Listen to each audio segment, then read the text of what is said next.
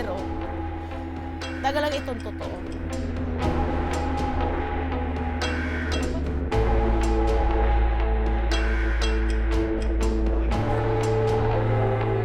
Para namang yung mahihirap, lalong naghihirap.